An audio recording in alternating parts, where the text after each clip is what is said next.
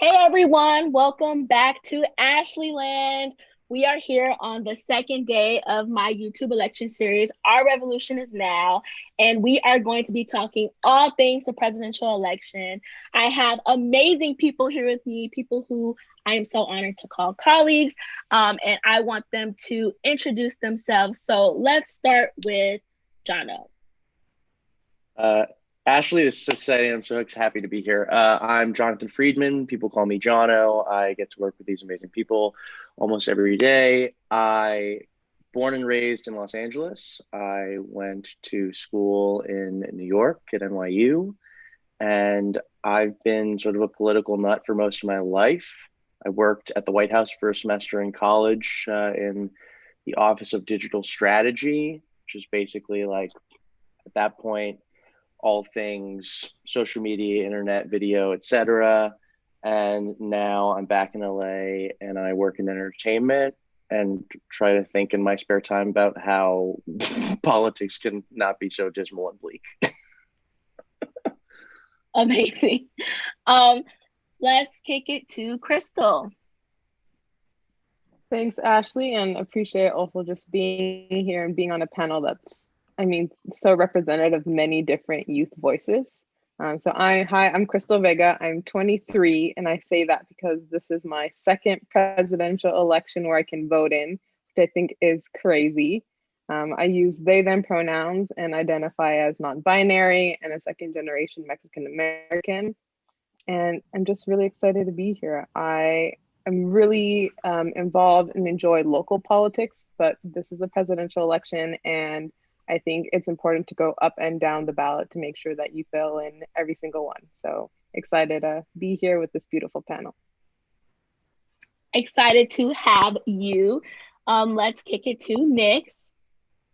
Oh man, I'm so happy to be here. So excited to talk about this. But yes, hi, my name is Nix Santos. I was born in the Philippines. I moved into the United States when I was 10. I live in LA, work in entertainment, but I've always been a storyteller myself. I'm a writer. And I think what struck what pulled me into politics was in high school. I remember Obama running for office, and I feel like at that point, like it felt like young voices actually mattered. And as an immigrant, I've always been really concerned about, policies that affect people like me. So, yeah. Awesome.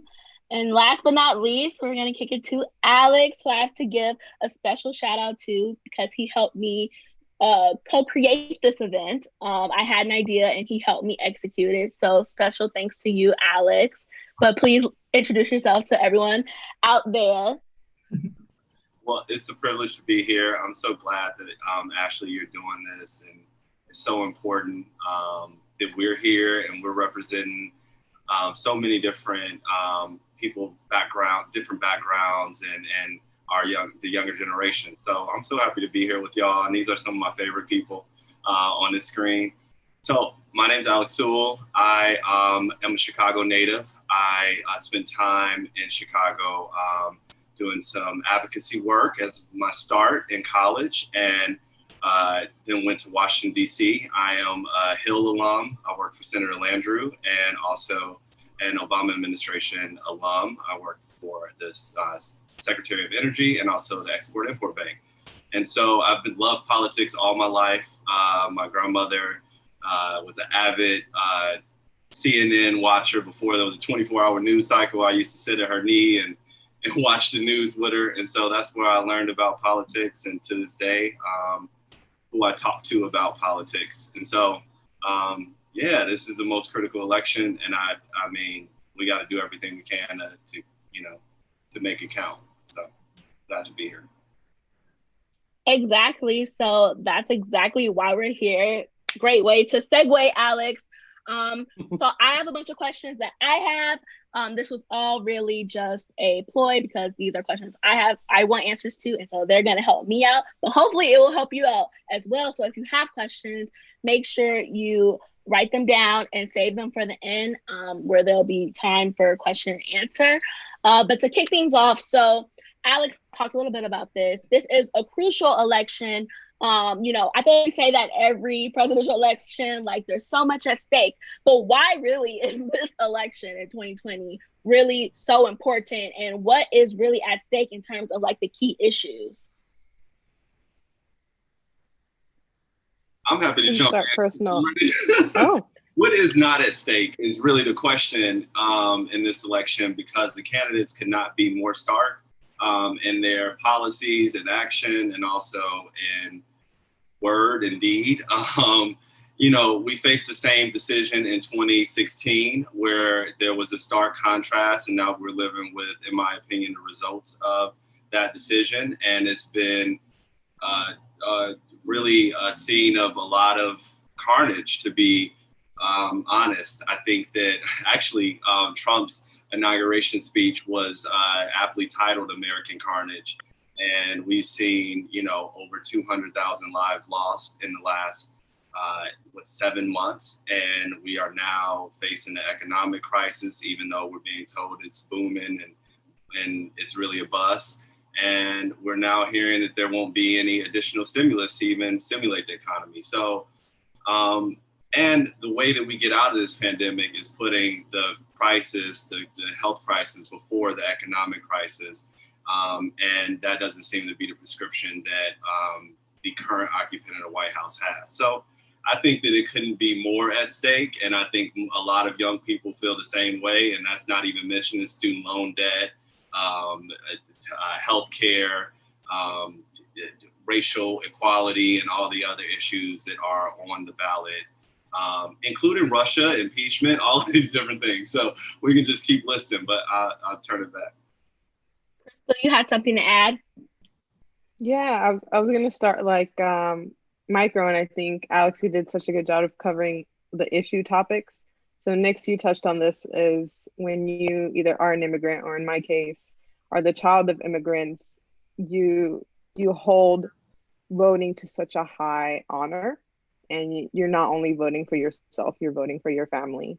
And within these 4 years, we have seen children in cages. We have seen families ripped apart. We have seen the mutilation of immigrant bodies. And I think that always is something that's at stake. And again and again, and now it is such a crucial issue. We talk about immigration. We talk about the pandemic with lives being lost. It just feels like the world is right at our doorstep. And so this election, the people that we always are thinking about, and the people who are most vulnerable, and we think about people of color, especially Black and Indigenous folks, we think about immigrants, we think about LGBT folks, especially trans folks. And I think this election, hope is at stake.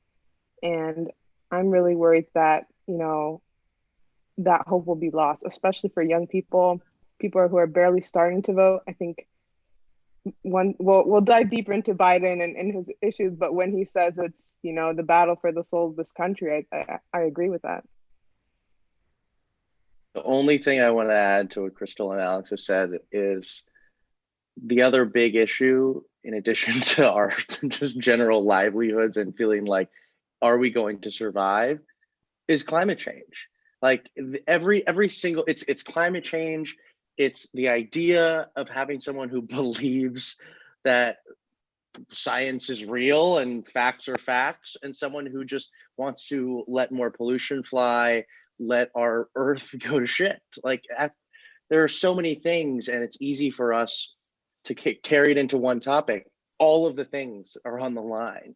Like, it's gun violence, it's racial equity, it's all of these things. So it's hard to grapple with that. And that's the only thing that I would add. It's like the volume of how much is at stake is very difficult to process, but it's literally everything that we care about.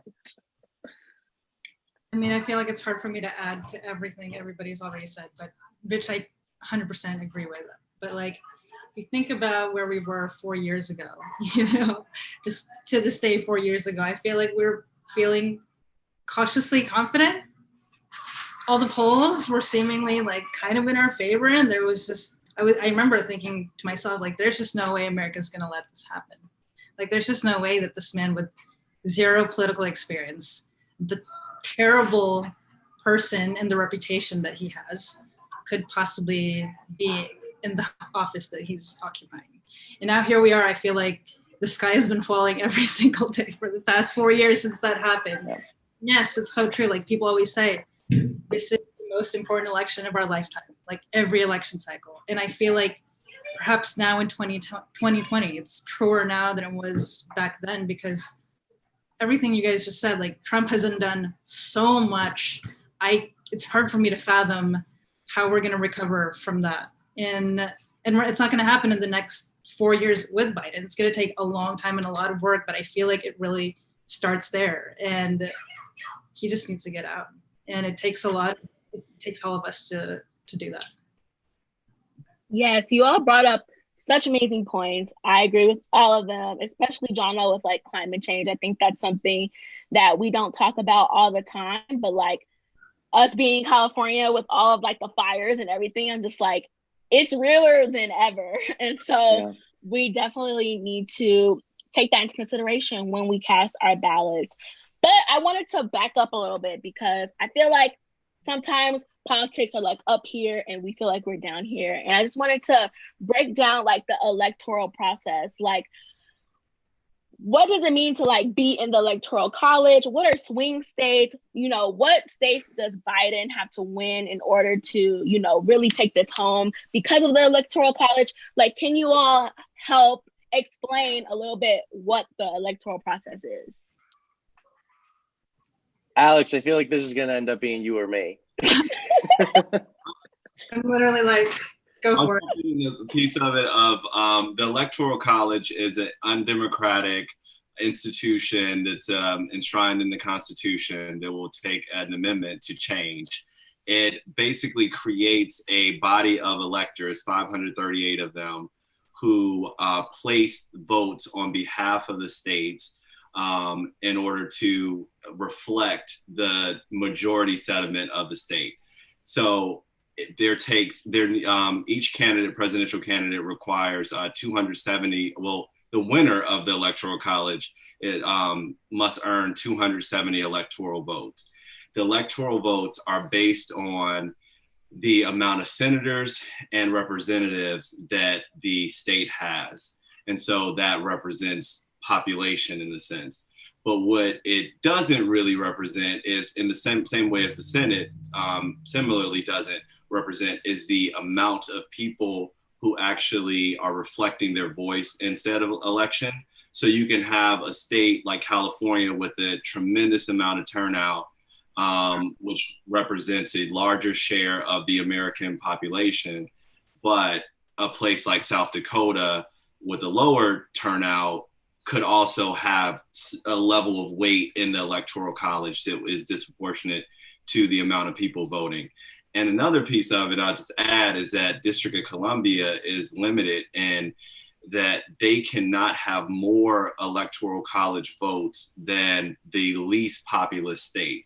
So that is a perfect example of disenfranchisement, because you can have a state like Wyoming with a population that's less than DC, and DC will never be able to have, at least according to our I believe it's our constitution, our amendment. I think it's the 23rd Amendment. I may be wrong, but it forbids DC from having higher votes. So it's an undemocratic process. That's a long way to put it. And I'll turn it over to Jono, I think, or to talk about, I guess, the swing states.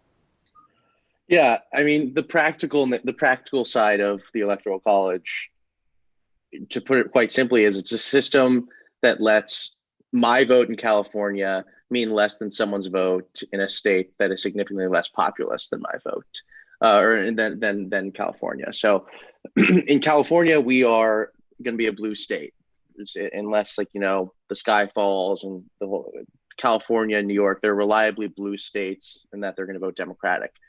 In the same way, there are reliably red states that are going to vote Republican. This whole concept of a swing state is just the idea that a state is up for grabs, and because you could sort of fall things on the wayside pretty easily, where you'll get to somewhere above 200 that the Democrats can pretty reliably grab. and you'll get to somewhere, usually in most math, somewhere above 130 that Republicans are going to be able to grab. And then everything else is in the middle. In the last election, Donald Trump had, I think, 336 electoral votes when he won. But the thing to remember about the last election is it was decided by a relatively small number of states and a relatively small number of votes that made that decision possible. So if you look at three key states, Pennsylvania, Michigan, and Wisconsin, if you had the same result as the last election in 2016, but those three states flipped, Joe Biden wins the presidency. And if we go back and go to 2016, if 100,000 people across those three states, 100,000 people, these are millions of votes, but it's literally millions and millions of votes. It was 100,000 people across all three of those states that decided the election.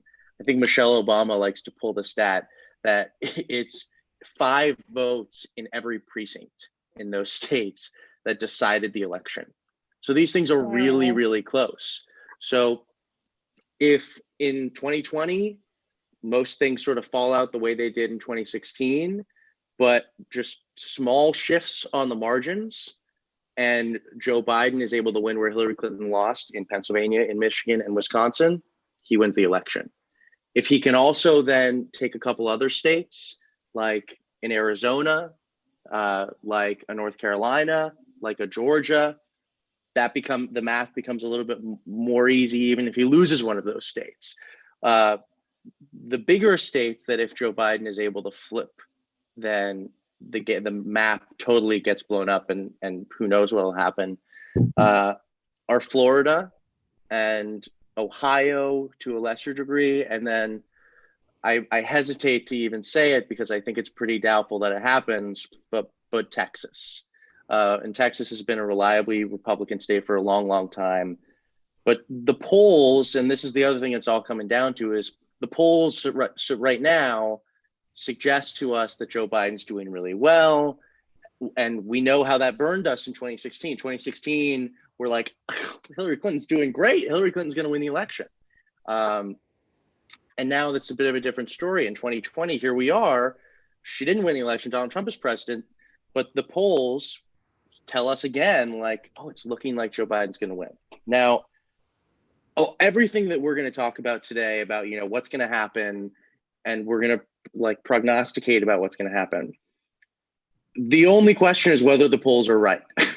And my gut is telling me, based on the fact that there's more state polling happening than took place in 2016, based on the fact that some of the questions in these polls are very different, and that Joe Biden's favorability numbers are higher than Hillary Clinton's ever were, and they've been much more stable in where they are. I am more inclined than not to think that the polls as we're seeing them are more representative of reality than they were in 2016. So but that said, we got to turn out voters. We got to get people out there. But if voters in Michigan, in Pennsylvania, in Wisconsin, in Florida, in Ohio, in Arizona, in Nevada, these states that are sort of notoriously, you don't know how they're going to go, if they turn out, then it could be a good night for Joe Biden. We can only hope. We can only hope. So, if this was a nonpartisan YouTube, we would talk about both candidates, but I really don't care. And so I want to get into the candidate that is the right candidate that you need to vote for the fight for our lives, and that is Joseph Biden. And so can you all break down a little bit about his platform? Because, the debates were like a week ago. I feel like I didn't really learn anything about their platforms. Inform me and the people out there, what is the tenets and what are the matters that Joe Biden really cares about? I mean, well, first of all, he believes in science. And like Jono said, climate policy is so extremely important. We're looking outside our windows and it's foggy and smoky and disgusting outside. And that's just one small example. Biden would put us back into the Paris Agreement. which is a commitment to cutting greenhouse gases by about 28% by 2025, I think. And while his deal isn't the Green New Deal, I feel like it's quite close, and he's promising a lot of money to be invested into those policies and environmental justice, and I think that's really important. And I'll just add too, taxing the 1%. You know, people who make more than $500,000 every year. The poor are getting poorer and the rich are getting richer under Donald Trump's watch, who paid $750 in taxes. That's absurd to think about. And we were talking about the debates just a little bit, and that was barely glossed over. And I think we need to be screaming that from the rooftops, because that is just insane, on top of everything that's insane already. But yes, I think it's really important that we invest in the middle and lower class. And I think Joe Biden is the only person who will do that between the two of them. On the healthcare front, so Joe Biden's plan, from at least in my opinion, is not amongst the progressive, the Democratic Party was not the most progressive amongst the candidates, but it is a progressive, it is the most progressive healthcare platform that any presidential candidate has ever run on in history. So that's a big deal. And while, you know, folks who want Medicare for all, and I am one of them, I believe strongly in it, he's still moving forward in that direction with a public option, which is an opportunity for low to moderate income folks to sign into a Medicare-like government-run program, which the goal of that is to bring down the cost of health insurance, so it would be a competitor in the private marketplace. So it's a mixture of capitalism with a little bit of government intervention to kind of steer the market. And then there's additional rules to the road that he wants to include to strengthen some of the protections that are in there in the ACA, which of course he was a big part in crafting and passing along with President Obama, under President Obama's leadership. And I think that one of the biggest things that we're seeing with his presidency and with a lot of his platform is that it is a bit transitionary to something that could be, more progressive. So if you have a Medicare-like option in the market, it could drive down costs, and it could be an opportunity to get more people into government-run healthcare, which provides, more for the American people. So that's his work on healthcare, and there's so many other different issues. So that's a big one. I think it's worth just noting that we can talk about what Joe Biden's going to do, but we should pause when we're talking about healthcare. The things that Donald Trump is doing and the Republicans are doing are actively trying to destroy the Affordable Care Act. So they fully want to end this system that has allowed for people, double-digit millions of Americans to buy into healthcare and to get affordable healthcare that they previously could not get. The entire idea of pre-existing conditions, which could literally be now someone having previously had COVID. For a woman, it can be the idea that you've been pregnant before. Like, these pre-existing conditions are very common. If not for the Affordable Care Act or Obamacare, which no one wants to call it Obamacare anymore because Republicans don't want to give Obama credit for anything. If not for the Affordable Care Act, pre-existing conditions aren't covered by law. And Republicans are in the courts today suing to end the Affordable Care Act, and they have no replacement. Meanwhile, Donald Trump is out here talking about, oh, we got rid of all these things. And he had this answer in the debate that did not make any sense. He said, well, we got rid of the individual mandate, and we're letting Obamacare, fail because we're going to replace it with the best healthcare. And there's no Republican healthcare plan.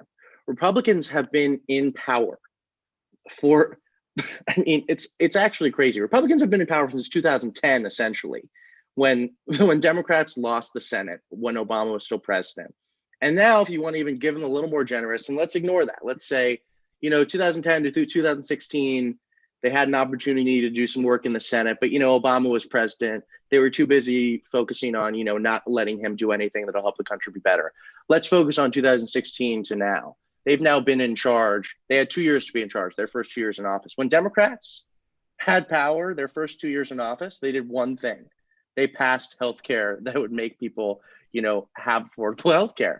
When Republicans had power, they did not try to pass an entire new healthcare plan. They tried to pass one thing that would do one purpose: end Obamacare. That's it. Their purpose and their vision is ending Obamacare, ending the affordable access to healthcare, leaving it all to the free market. So it's, as much as we can say, you know, like we're partisan for Biden, the facts are on the side of partisanship here.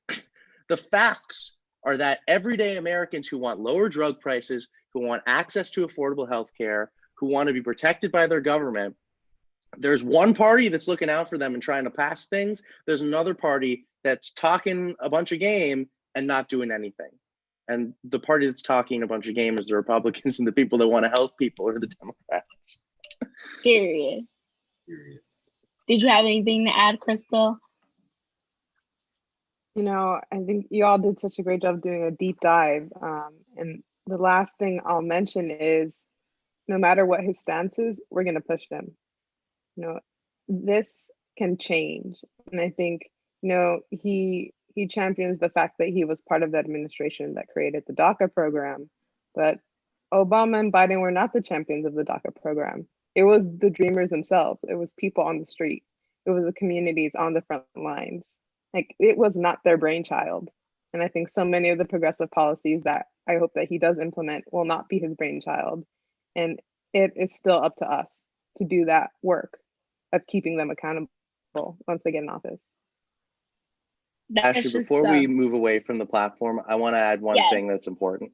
Yes. And it's that littered throughout Biden's platform are real measurable plans to try to make America a more racially just country. And I was going to say, are you going to say great again? Jesus Christ. I mean, we don't have time to go there, Ashley. But literally, I mean, you can go through and you see eliminating mandatory minimums. You can see ending corrupt policing and forcing the Justice Department to actually hold people accountable when they do things that are completely racist, completely discriminatory, completely corrupt. It's ending nonviolent drug incarceration. It calls for ending the death penalty, which most presidential candidates have no major party presidential candidate has ever done before.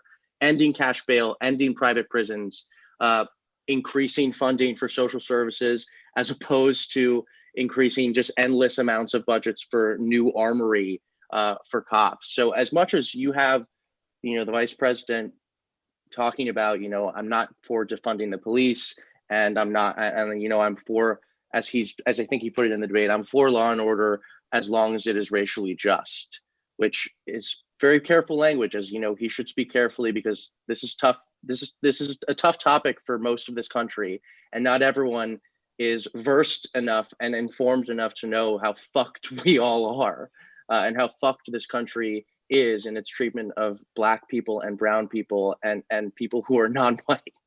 But Joe Biden's platform, if you actually take 5 minutes to read what he's calling for in terms of policing, in terms of investing in low-income communities, there is real actionable work there. And it's not just around policing, it's around investing in HBCUs, it's around investing in public colleges. And there, it really gets detailed. I mean, I was looking at his platform the other night, and there is literally, in terms of diversity in agriculture, calling for specific, like, increasing in the funding for trusts that allow for low-income farmer. So it's just to say, it's not just healthcare, it's not just climate change. There is real measurable wins on the board in what Joe Biden wants to push through if he's elected.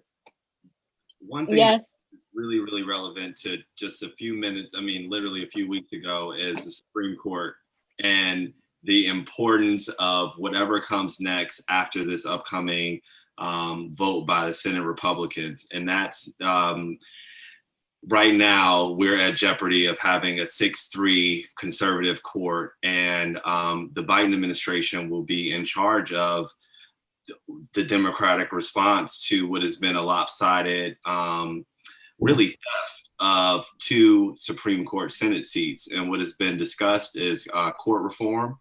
And that would look like installing additional justices on the Supreme Court. This is not something that Biden has endorsed, but it is something that progressives, to Crystal's point, will want to push him on in order to make right on some of these, on the wrongs that have come from this conservative court that we have now, and then also protect against them overturning Roe v. Wade and ACA and all of the different things that, even if Biden were to move forward and get, progressive victories, a Supreme Court could strike down, a 6-3 Supreme Court could strike down pretty much all of it. And, things including the Voting Rights Act and so many different things. So that's just really top of mind, is that Supreme Court and what we do in order to ensure that it's actually a representative of the democracy that we live in, not just some dissenting Republicans.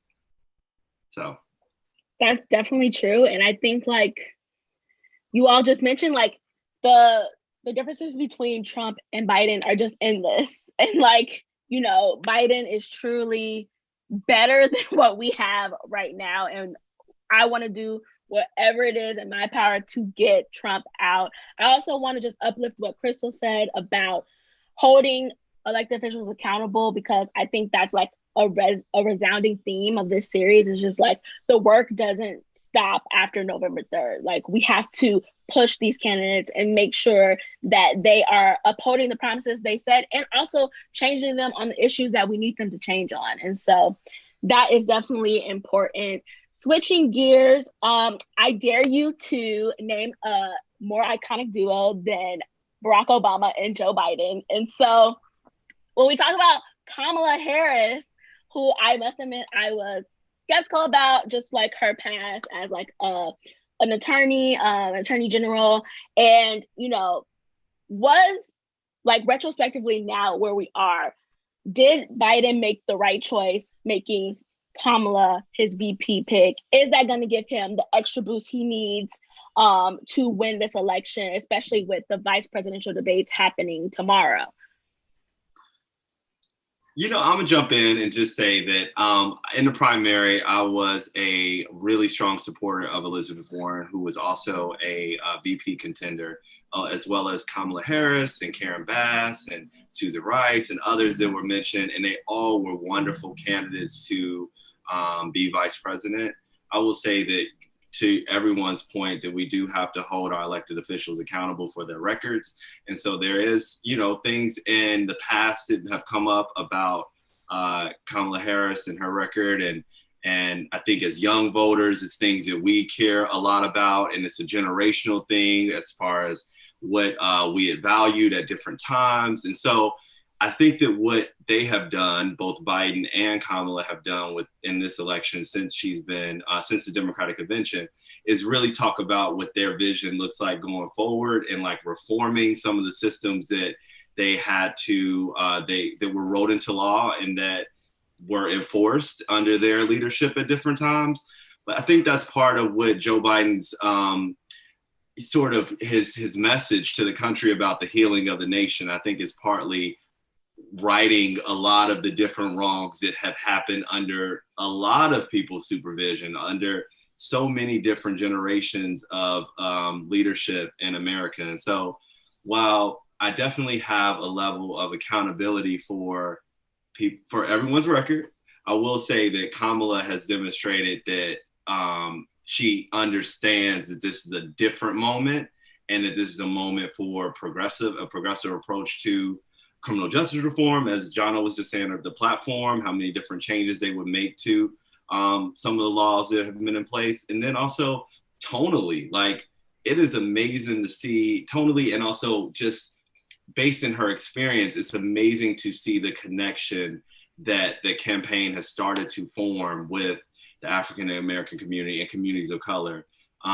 based in her presence being in the Indian American community as well. There's a great sense of pride for Asian Americans for her nomination as well. So there's there's some great enthusiasm that I think is building for the ticket amongst progressives and also amongst folks who wanted a more centrist platform.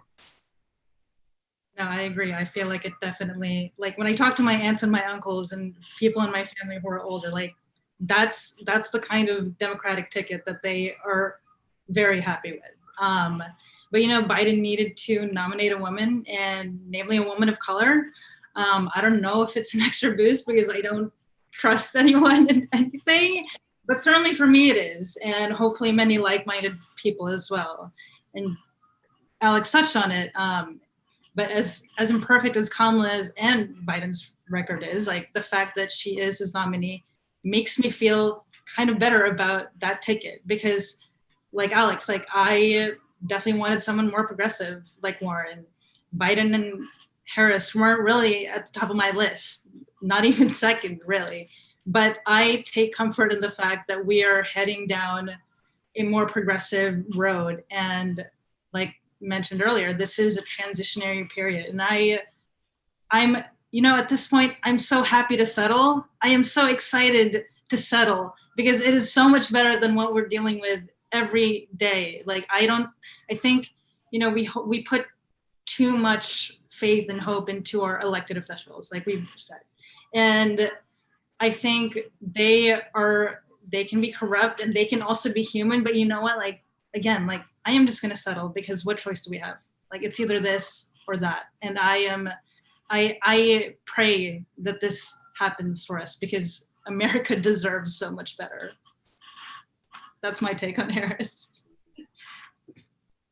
I think it's hard for young people, or at least I'll speak for myself. It was hard for me to grapple with the idea of settling. And I feel like I'm just realizing that probably for the rest of the time that I am a voter, there will be this part of settling. I think every single election, and whether that be the presidential or whether that be for a state senate seat or for a Congress member, and it's about being okay with that at some point, and also realizing, like you said, the work happens in and out of the White House. The work happens in and out of government. And, I talk to my mom a lot about politics as well. And she's excited that it's a woman of color, and a woman of color from California. Like, she just got really excited that in her lifetime as well, there's just like something historical happening. So in this moment of settling, where our two options for the president are two old white men, at least there's some semblance of, women and girls being able to have a female vice president. I think there's still, I don't know about that extra boost, but at least the settling feels a little bit better this time around. Yeah. I think the only thing I'd add about Kamala Harris is that the heart of the Democratic Party is Black women. And I don't think I think some of the chatter in the Veep stakes around, Black women are unilaterally, they want Kamala. I don't know if I think that was a unilateral want.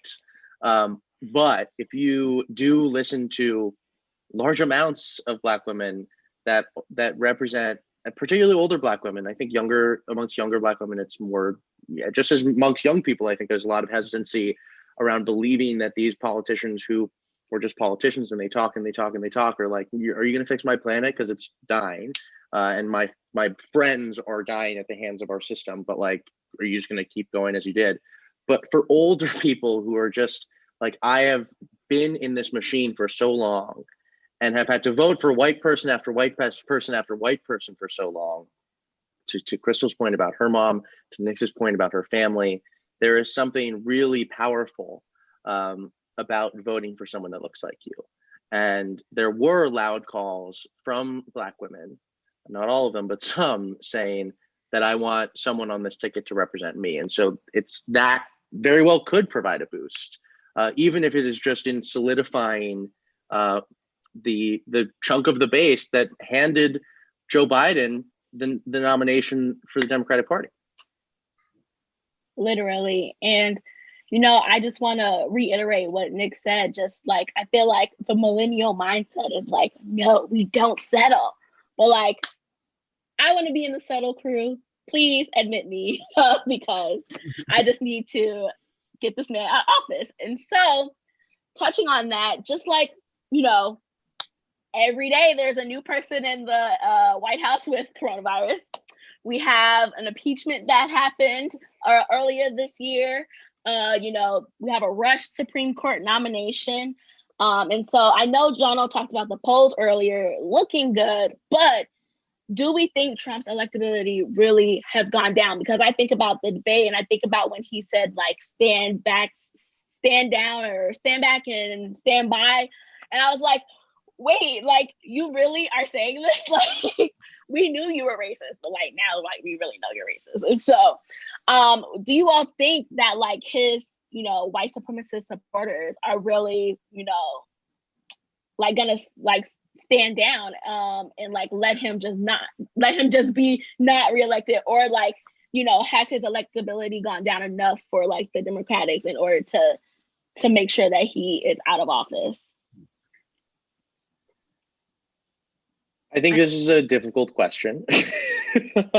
And anyone jump in at any point, interrupt me. But I think the reason it's difficult is because Donald Trump, in a way, most politicians are not, is to somewhere between 30 to 40% of Americans, I think closer to 30% more likely, infallible. And he can say whatever. He can, as he said himself, I could walk on the middle of Fifth Avenue and shoot someone cold and my people would still support me. And I think that is 100% true. But you can't win the presidency with just 35% support of Americans. And the real question is, how do the remaining, 10 to 15%, somewhere in there that you want to call it, of persuadable voters who maybe consider themselves Republicans, maybe consider themselves independents, maybe consider themselves centrists, moderates, whatever, how do they respond to, one, Trump's just response to COVID, which has led to 200,000+ people being dead and led to our economy not being where it should be? How do they respond to the saying systemic racism isn't a real thing? How do they respond to stand back and stand by to the Proud Boys? That's much murkier. And as I've said, I think that the polling data is more, based on the fact there's more of it, is somewhat more reliable than it was 4 years ago.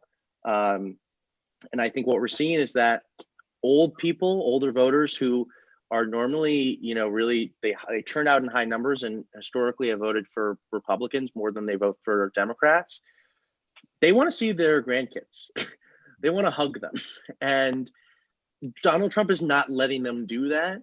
And so what we're seeing is they are not voting for the president like they did in 2016.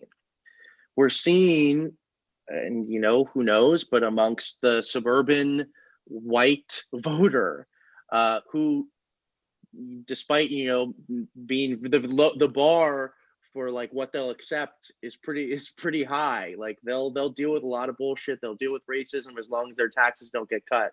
But what they don't like is being lumped in as a white supremacist. And that doesn't mean that they themselves are not racist or hold racist views or just allow a racist system to continue. But more critically than what they actually do is that they hate the label of you're voting for a racist and you're racist. And so when the president goes on the debate stage and says, Proud Boys, stand back and stand by, in this way that is just like he's clearly tortured and doesn't know how to say anything, and he never condemns white supremacy, which is the whole reason Joe Biden ran in the first place, that is not a bright moment for the 42-year-old mom in Ohio who doesn't want her kid to be racist and doesn't really know how in her day-to-day life she's a racist. So she doesn't want to be told that she's a racist. And so I would say that COVID and the response to this moment around racial justice are two things that Donald Trump has not. He could very well have responded in a different way. He did not, because that is not who he is. It is what it is, and so those things have not helped him. And I think that's where he's not hitting the numbers he needs to with the older voters and with the sort of suburban white voter. The only thing I would add is that it feels like early in his presidency, the media really considered like 41, 42 to be his sort of floor and of support. And now it appears to be his ceiling of support when it comes to the polls. And that is a really good sign for us, for the progressive movement, for anyone who wants a change in elected office. It's really, CNN just released a poll that had Biden up by 14 points, with Trump around that same 41% number, which is a really troubling sign. And then when you go to the state polls, it's really bad for a Republican to be down in Arizona. It's really bad for Texas to be up for grabs. If Florida goes to Trump and Texas goes to Biden, it's a done deal for Trump. Like, there's not even a path. So where Biden is really in good shape, similar, Hillary was in good shape as well at this point, is that he has more routes to 270 than Trump does. Trump would have to run a full gamut of turning over, basically winning Florida, Pennsylvania, and Michigan, places that he's down in right now. And so that's 3 states. And then he's then holding and fighting for Arizona and fighting for Georgia, and fighting for North Carolina too. And so and these are all places also with large communities of color.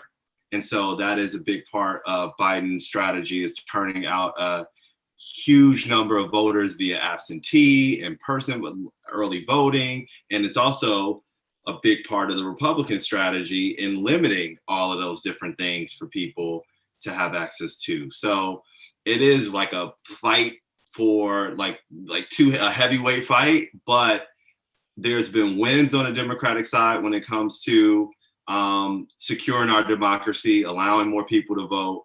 I think that the Democrats have won most of the cases, like 95% of the cases.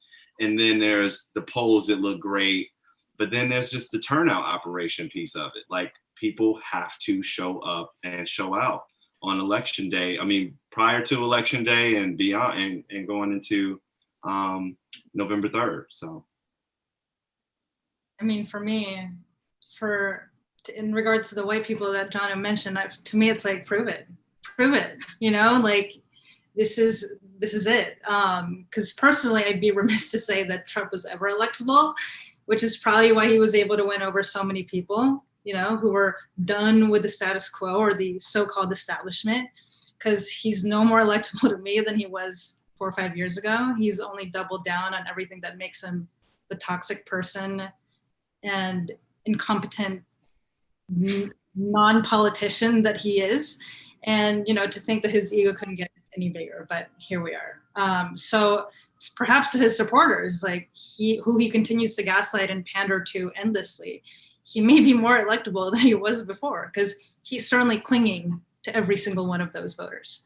So I really hope that what Alex and Jono are saying are true, because for me, it's like, it just has to play out. People have to show up.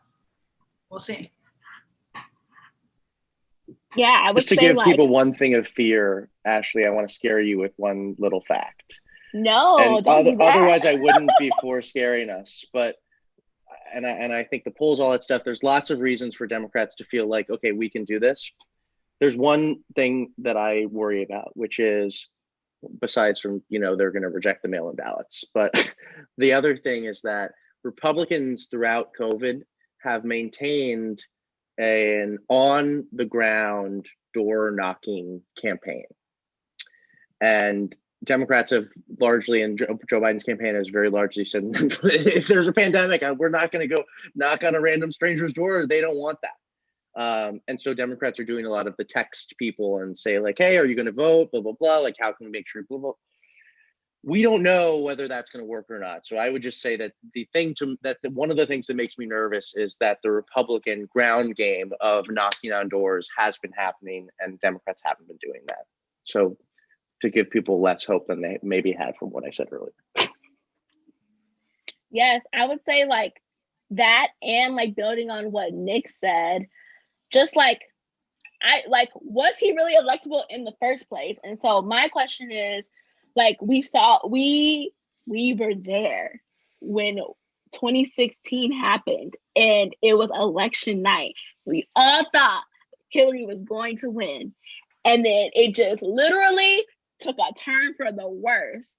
And so my question is like, what makes this time different? Because I feel like, Hillary had the popular vote. She didn't have the electoral vote.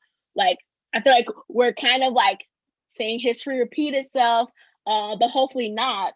What is one thing you would say like for this time is going to make a significant difference than what happened with Hillary in 2016? Joe Biden is a white man. That makes a world of difference to a lot of people, which I hate to say. But yeah, I mean, look at how he sped past everybody in the primaries. Like that is like the fact that he is our candidate today speaks to that. There's so much, again, like it's kind of like rebuilding this country, right? Which is what's different because Trump has burnt everything to the ground. But yeah. I wanted to add the pandemic, and I almost don't want to say it because lives are being lost every single day. And I think having, kind of two different experiences, the experience of working from home and having less distractions, and especially when entertainment and sports were on pause and you're not going to the movies and you're not going out every single day, well, for some people. And then also the flip side, you're putting your life at risk every single day because you're an essential worker and you don't have that luxury of working from home. And you also still, it feels like in this moment, we can have a laser focus if we want to. And I hope that people feel that urgency. And I think I'll bring back the point that it's like right at our doorstep again. The issues are right at our doorstep. You step out and it's there, and you're wearing a mask or you're not wearing a mask, because either way it's going to affect you. And so I really hope that people understand that urgency. And I'm sad that a pandemic is leading to that type of attention and focus.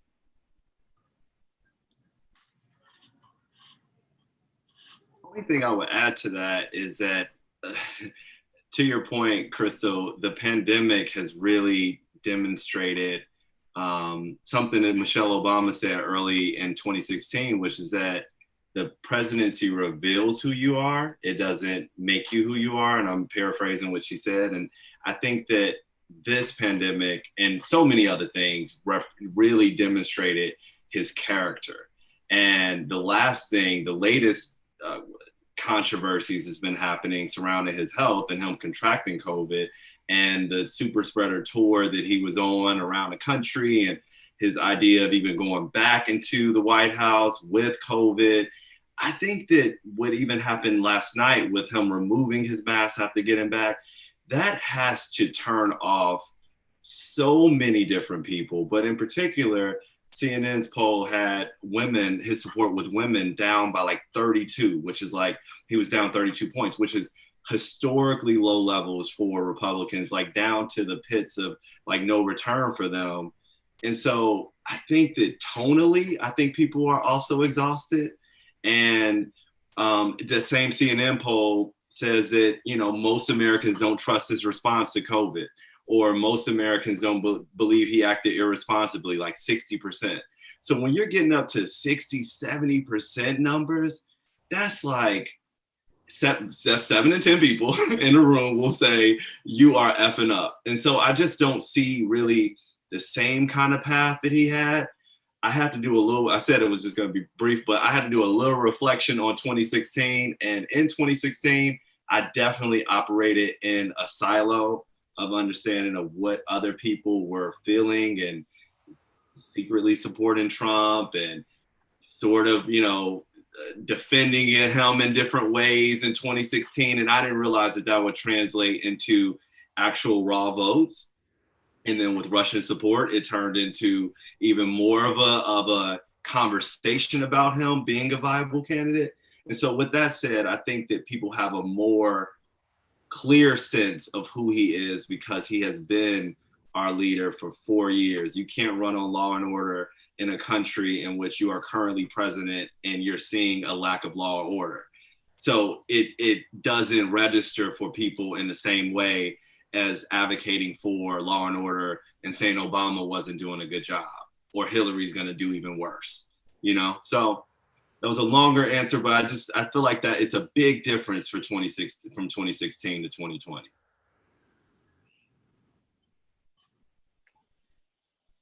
Anyone else? Can I just add to that excellent point, because there's 200,000 people that have already died. That's 200,000 families who are deeply affected by this tragedy. And Trump is out there gallivanting as if saying, don't let it run your lives. Like, don't let it affect you. Like, what? That's a slap in the face to all of those people who are dealing with this in a very real way. And I that's one difference, yes. But then there's also Bernie, right? I'm a Bernie supporter, and I like how he's pushed the party. In 2016, that was a different story, right? And now I think progressives are realizing that we do need to band together and do this together, because I think that we took a big hit because of that in the last election. And yeah, the stakes are just that high.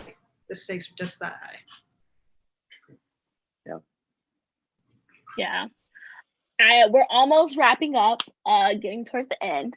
But I wanted to just shift gears and talk about the actual process of voting. And so we know we are in the middle of a pandemic. We know that, they're trying to cut funding from USPS, literally.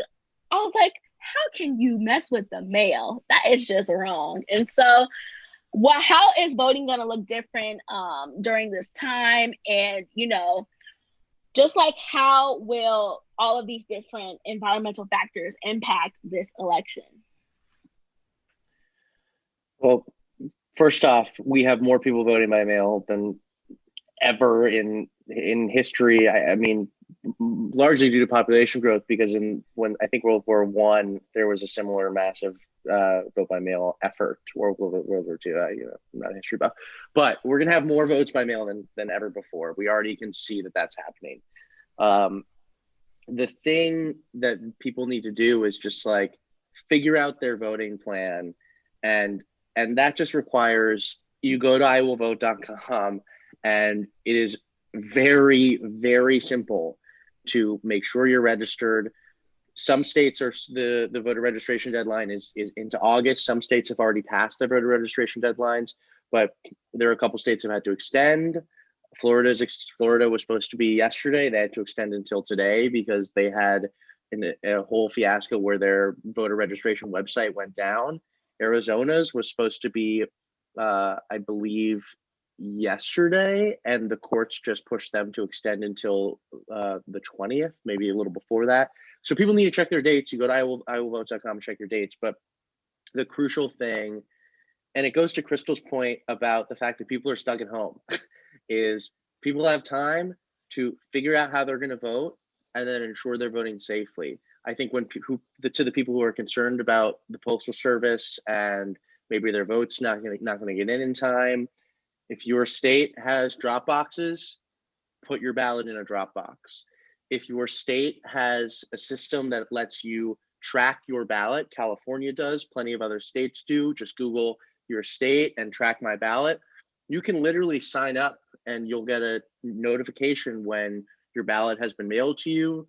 And then more importantly, you'll get a notification when after you've tried, they're putting it in a Dropbox or submitted it, when it's been received, when it's been counted, or in some states, your state will tell you if there's been an issue with your ballot. Some states have rigid requirements around, you need to have a witness signature. Some states just say your signature on your ballot needs to match your ID. It can be a little convoluted, though. The thing that I would tell people is just read the instructions on your ballot really thoroughly. If you're in Pennsylvania, use the secrecy envelope, because if you don't, your ballot could just get thrown out and you might not have any way of knowing it. And yeah, Republicans in state legislatures that they control are actively trying to tell people, like, let's get rid of polling places in your neighborhood so that you have to wait 2 hours to vote, 3 hours to vote, a day to vote. But vote. If you need to vote by mail, get your vote by mail in early. If you can drop it off early. If you can vote in person, and you're worried about voting by mail, stand in a line. Go in on a Saturday if there's early voting on the weekends. But everyone can vote safely in this pandemic, despite what Donald Trump and Republicans are trying to tell you. The only other thing I'll add is Republican operatives, the actual political nerds that Republicans pay to run their campaigns, are terrified about the fact that Donald Trump tells people that voting by mail is not good. Because vote by mail is particularly strong with old people, and old people can vote Republican more often than not. So a lot of those people have been dissuaded from voting by mail, and you have a lot of these Republican operatives trying to get the president. And that's why the president now has specific targeted mailers for Floridians, for North Carolinians, saying, no, vote by mail is safe, while he tweets out that it is a disaster. So it is safe. People need to vote. I think Joe Biden's best line in the debate last week was when he just said very calmly, if your vote is counted, we can win. And that's the truth. If you get to vote, if your vote is counted, we'll have a fair election. Literally. And I've been so confused because I'm like, we didn't just start voting by mail. Like, this has been optioned for a long time in a lot of states. So I've just been totally confused about why this has been such like a big thing this year. And it's just another tool of voter suppression at the end of the day, which is why we will be talking about this tomorrow. So you have to make sure you tune in. But we have a question from Carrie. Hi, Carrie. She says, how do you think we can help adjust the expectation of calling a winner on election night, especially with the rising possibility of a blue shift with more mail-in ballots expected to come in from Democrats after Election Day? I think that there's two things that we can do. First, there are enough Democratic voters for us to win on Election Day. If voters get their ballots in, their mail-in ballots in early, those votes can be counted in real time in a way that we will have a more representative total share counted on Election Day. So that's important, to everyone's point about making a voting plan and getting that ballot in early. That's one thing. And then the other thing is that we really haven't known the victor of an election on election night in the way that our process allows for certification of results. And so even some people might remember the 2000 elections were way drawn out and ended up in the Supreme Court. What Donald Trump has done is move the goalpost in a way that's just not even realistic. So you can't even set expectations around what he has created, because it is actually literally irresponsible and not unrealistic version of events, because votes continue to come in. If a state like Michigan does not get to counting, this literally humans counting, if they decide to go to sleep, we're used to waking up and more votes being in. And so the whole idea is to destroy, erode trust in the process, and to make it seem as if this shouldn't be happening, and that if there's extra ballots coming in, then it must be fraud. That's the process that every single adult who has voted or is going to vote is going to experience forever, because it's millions of votes being counted by hand until we move to a virtual solution, which we could if we wanted to, where everyone, logs in and votes. It's not going to be automatically tabulated.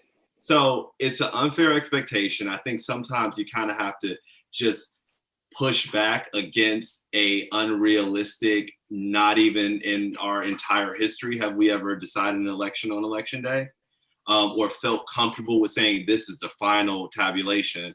So it's kind of a non-answer, but I would just say hold your ground in saying that that's just not even real. Yeah, I would just piggyback off Alex, and I was laughing so much because that's the response of people who are like, elections work a certain way. The ballots are cast, and then they're counted, and sometimes the counting takes days, which is how it goes. I think the reason people are scared, and the reason why Carrie's question is a really good one, is you have the president saying, well, on election night, I'm gonna be winning, and then they're gonna say the next day when they count more votes that I've lost. And you hear that and you're like, but that's not how it works. But you're scared because you're like, but he's the president and he's saying, so is that how it works? It's not how it works. And as much as he can say that, he cannot just invalidate ballots overnight. There are states that have rules, and it is not, even though he wishes it to be, a dictatorship. The real concern about that I have is not about, the actual results. It's about the way local news, TV news in particular, reports the results. And I'm often disappointed with the way television media portrays things, but they have started to do a better job at saying, despite Chris Wallace giving the president an opportunity to suggest that it's all bullshit, they are doing a better job of pushing back and saying this is actually could be an election week and we might not know the results on election night. But to Alex's point, yeah, if people, get their ballots in, if people vote the way that we hope they will, then hopefully the issue will be somewhat reduced.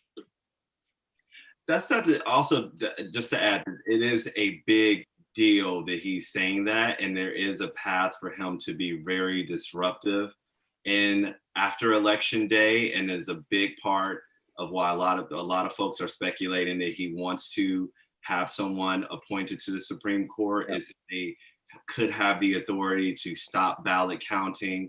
In fact, Amy Coney Barrett. Amy Coney Barrett. She actually was on the Bush team in Florida fighting against votes being counted in Florida. She was on the Bush campaign council. She was a Bush campaign counsel.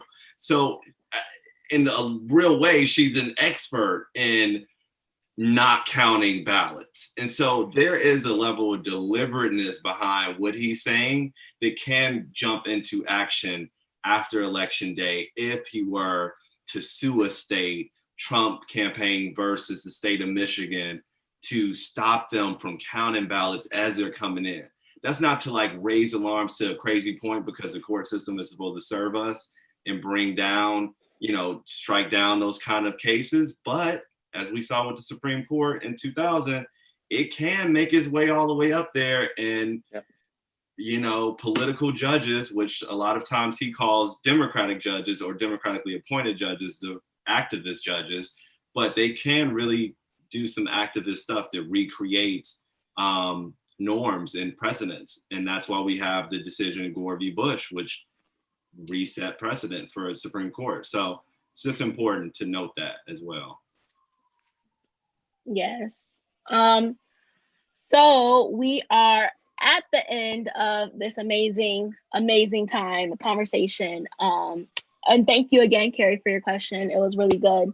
I want each of you to answer this. And basically, I want you to summarize this conversation and really just hit home, what would you tell people who are apathetic or disenfranchised, or like young voters, first time voters, people who haven't voted a while, what would you tell them to make them excited about voting and really want to like cast their vote?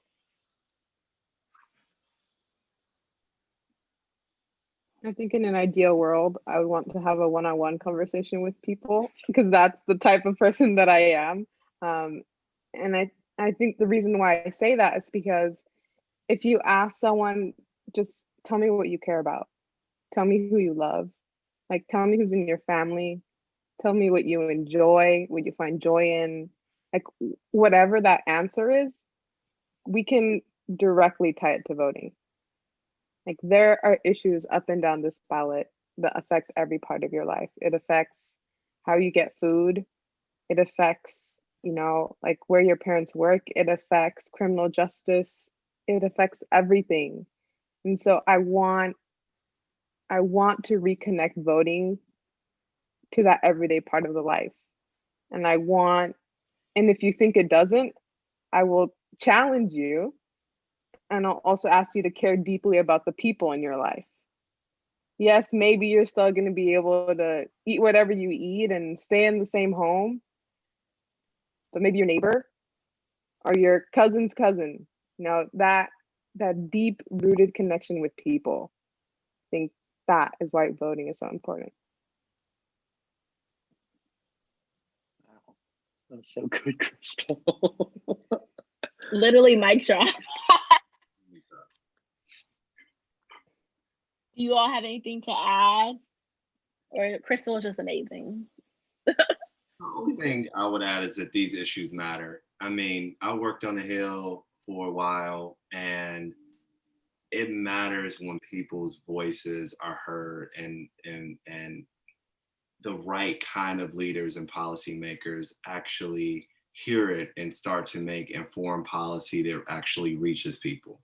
And that is something that I think that the Democrats conveyed or are trying to convey in this election, is that they're going to be more responsive to the diversity within the party, and the fact that the African American community, Latino community, Latinx community has been, and the Asian American community has been the backbone of the Democratic Party, and it is a multicultural party, and that the policies have to reflect that. So you need racially conscious policies, you need policies that inform the economic background that people have and where we're all coming from, and the student loan debt that a large portion of us have. And I mean, I consider myself like almost a single issue voter when it comes to student loans. It's a major issue for people to be free and to feel like they can grow. And so these issues matter. And the fact that we have an opportunity to have a group of people who may listen to us